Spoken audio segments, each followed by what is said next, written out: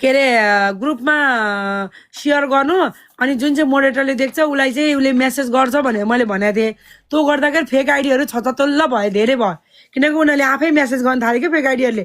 10,000 followers पुगेको views पुगेको ID ठ्याक्कै उसले गरिदियो भने त मोनेटाइज एकाउन्ट गएन, जान्छ त मोनेटाइज हुनेवाला एकाउन्ट गयो।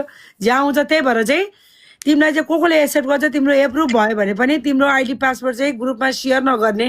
तिमीलाई मोडले तिमीलाई मेसेज कमेन्ट गर्छ उसलाई मोडरेटर भनेर देखायो भने त्यहाँ मेसेज गरे ल दिदी मेरो आइडी लगइन गरेर मोनेटाइज गरिदिनु भन्ने, बुझ्यौ? गर्ने भने अनि बाँकी काम उहाँलाई नि भन्ने है। त्यो गऱ्यो भने तिम्रो 100% हुन्छ के।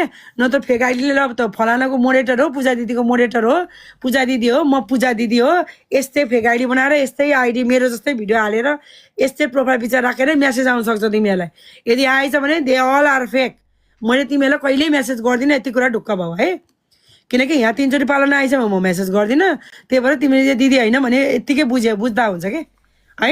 त्यसपछि उसले पैसाको कुरा गरेछ भने हल्लाउने, त्यसपछि त्यो मान्छेलाई के भन्ने, ओके कति लाग्छ पैसा भने ग भन्ने, ल आज हालिदिन्छु भने भोलि हालिदिन्छु भने ग भनेर अनि डल्लो पारिदिने क्या, बुझ्यौ?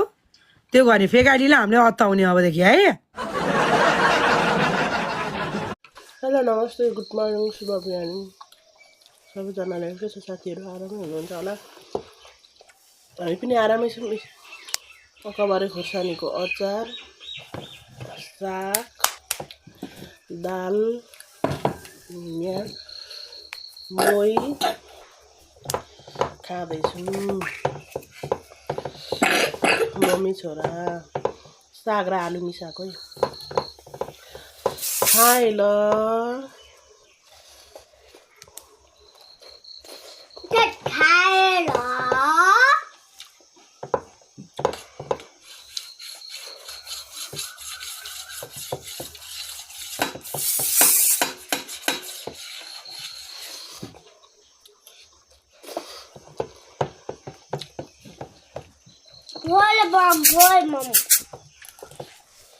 नबोली खाऊ त।